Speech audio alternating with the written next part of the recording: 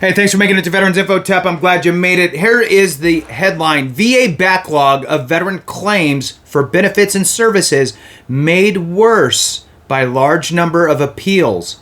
So this is from the Stars and Stripes. I wanted to dive into it, see if we could pick up any nuggets along the way, see kind of what we can do in order to navigate appropriately. And I'll drop my 2 cents along the way. This just came out a day ago, so I'm happy to share it. All right, let's jump into it.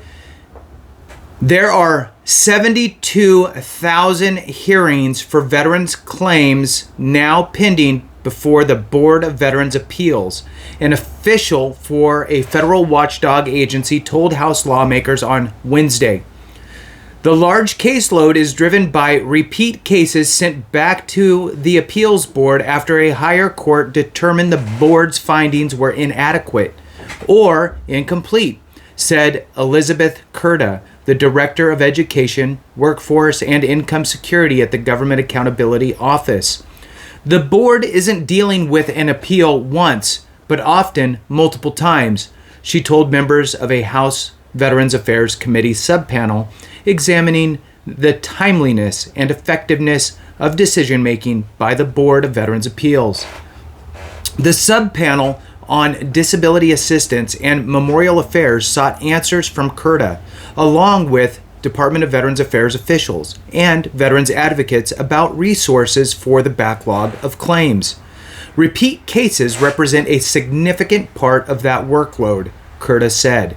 The board faces large workloads and time pressures, and these and other factors require a robust quality assurance process, she said. Moving on, Kurta discussed findings from the new GAO audit showing more than 80% of veterans cases before the U.S. Court of Appeals for Veterans Claims for fiscal 2019-2022 were partially or fully remanded for further development and review. So, they're talking about the U.S. Court of Appeals for Veterans Claims. For those that don't know, and this is often not a known thing, so this is where I'll jump in about a nugget here. The first thing that you do is you typically, when you file your claim and it is denied or unfavorable or you don't like something, you typically will go one of these two routes. You'll either do a higher level review internal to the VA, or you'll do a supplemental claim supplying additional information. If that doesn't work out and you still have an unfavorable result, then what you do is you end up filing a claim or an appeal with the Board of Veterans Appeals. That's the BVA. And you'll send it to them. And it's judges, and they'll make their decision, and they'll either approve, deny, or remand your decision. Now, if they deny it, many people think, well, I took it to the courts, really, right? I took it to a judge, and they ruled, and it's done. It's over. Finito, right?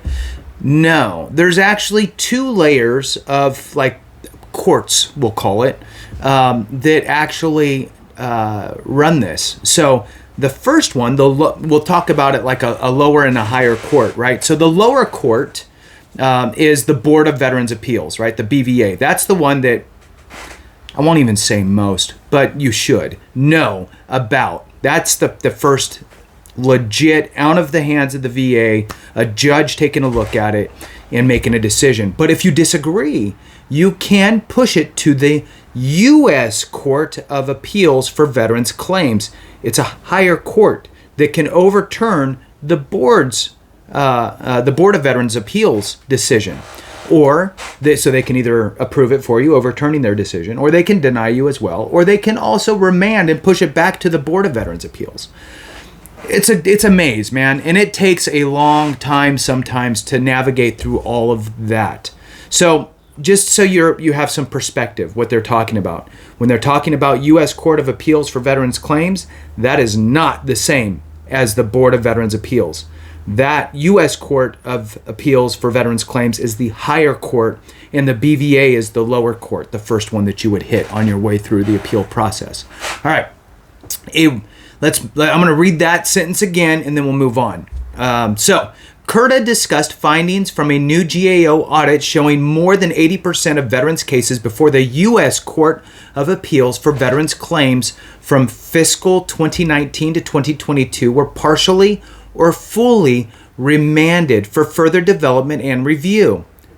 A remanded case is returned to the Board of Veterans Appeals for a new decision. Okay, so that's what I was just talking about. Now, the Board of Veterans Appeals can also, if it goes up to them, is in your own personal situation, right? Let's say you never make it to the U.S. Court of Appeals for Veterans Claims, but you make it to the Board of Veterans Appeals, the lower court. And they remand it. They remand it back to the VA. And the U.S. Court of Appeals for Veterans Claims remands it back to the Board of Veterans Appeals. All right, moving on. Veterans can choose to take their claim to the appeals board when the VA denies a claim for benefits or services. A board decision can be challenged by taking it to the U.S. Court of Appeals for Veterans Claims. And again, I just kind of explained all of this in a hopefully an easier way to understand. The Board of Veterans Appeals heard 11,000. Even Stan's irritated. The Board of Appeals heard 11,000 fewer cases in fiscal 2023 compared to the previous year, but has a caseload of 72,000 hearings. The quality of decisions could impact over pressure and increased speed and production, CURTA told lawmakers. The appeal board also might refuse to hear a case that is incomplete and requires more evidence from the regional VA office, adding to the backlog. Representative Luttrell, chairman of the House subpanel, said the board sent back about 6,000 cases in fiscal 2022 because the VA employee did not properly collect all necessary evidence. Can you imagine being a veteran who has waited for years for an answer to your claim, and then you're told that your case has gotten sent back to the beginning because an employee didn't fulfill their statutory duty to assist? Luttrell asked. So good. I mean, that's the right attitude. But Kenneth Arnold, acting chairman of the Board of Veterans Appeals, said more than 90% of the board's decisions each year are not appealed. He said the board renders about 100,000 decisions annually. I personally had one go through the BVA, the Board of Veterans Appeals, and they ruled in my favor. So it worked out for me, right? And I utilized the additional information approach. You can have them just review what you have, or you can give them additional information as well. We make mistakes, but not the type of mistakes that would normally deny veterans extra benefits, he said. Arnold argued most of the cases sent back to the appeals board are not seen by a judge. He described the process before the court as functioning more as a legal negotiations that result in settlements but still require a board decision to be re-adjudicated with more explanation for why something could not be granted. Arnold said the VA plans to hold a summit in 2024 with all stakeholders to undertake a review of the Veterans Benefits system and ways to improve the process.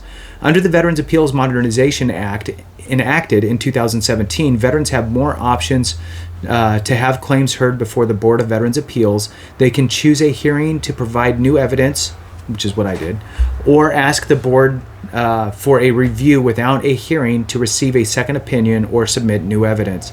According to the GAO report, almost all appealed cases before the U.S. Court of Appeals for Veterans Claims undergo mediation.